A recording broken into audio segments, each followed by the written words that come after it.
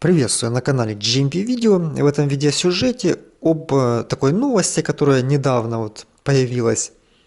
Это новость от Всемирной организации здравоохранения о том, что в Африке, в Гамбии, была зафиксирована гибель 66 детей. Ну и в качестве причины указано, что это из-за того, что они принимали сироп от кашля, который произвела одна индийская компания. Когда этот сироп провели анализ, обнаружили, что там повышенные концентрации таких примесей, как этиленгликоль и диэтиленгликоль. А это же такие соединения химические, которые могут вызывать почечную недостаточность и с летальным исходом. Причем самое интересное, что вот эта вот ситуация, когда люди погибают от приема лекарственных препаратов, в составе которых содержится примесь диэтиленгликоля, это ж не единичный случай. И регулярно вот на протяжении, ну, наверное, это начали фиксировать еще с 30-х годов прошлого века, и регулярно вот эти случаи все появляются. Что то в одной стране, то в другой гибнут люди, и в качестве причины указывается, что они принимали лекарственный препарат, в составе которого была примесь диэтиленгликоля.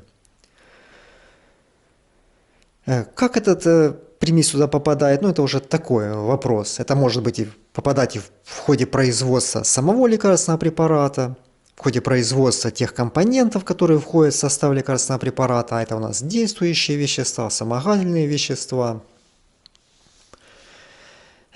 Что было причиной попадания диэтиленгликоля вот в данной ситуации, это как бы еще предстоит выяснить. Сама же индийская компания, она пока четких ответов не дает.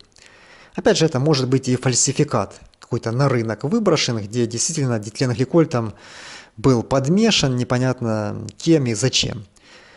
Но при этом, вот касательно ситуации, когда примесь попадает в ходе производства лекарственного препарата, то здесь у нас какой есть вот такой важный момент в фармацевтической сфере? Это то, что производство готового лекарственного препарата, оно должно проходить по требованиям GMP.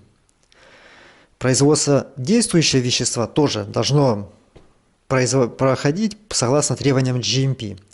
А вот производство вспомогательных веществ, на них требования GMP официально не распространяются. То есть от производителя вспомогательных веществ не требуется, чтобы он именно соблюдал требования GMP. И поэтому, например, вспомогательные вещества, они могут производиться не только на фармацевтических предприятиях, но и в целом на предприятиях химической промышленности. И вот такой интересный момент, что одно время в Европе действовала директива, согласно которой некоторые вспомогательные вещества для них было обязательно при их производстве соблюдать требования GMP. И к таким вспомогательным веществам попадали глицерин и пропиленгликоль. Именно из-за того, что очень часто в их составе фиксировали примеси вот этого самого диэтиленгликоля.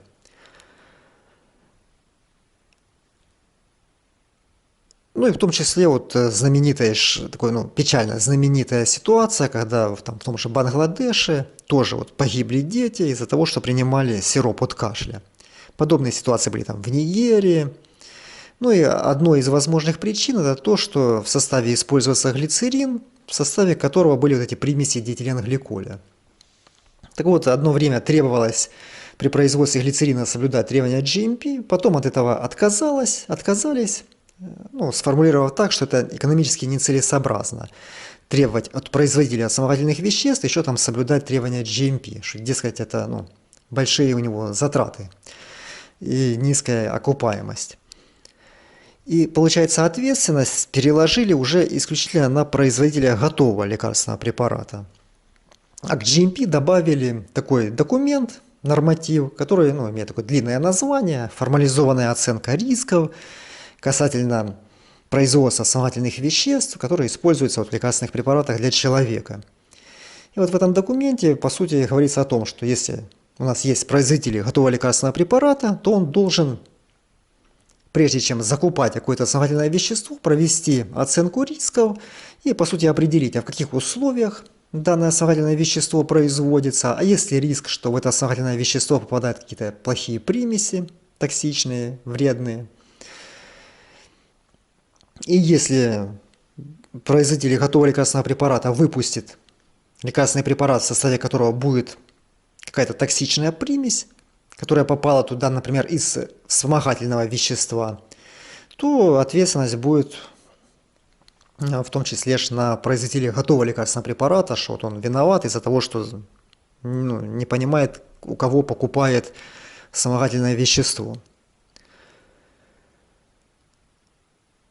Так что даже если вспомогательное вещество содержит какую-то примесь, то все равно ответственность в первую очередь, конечно, на производителя готового лекарственного препарата, который уже должен был все эти риски учесть.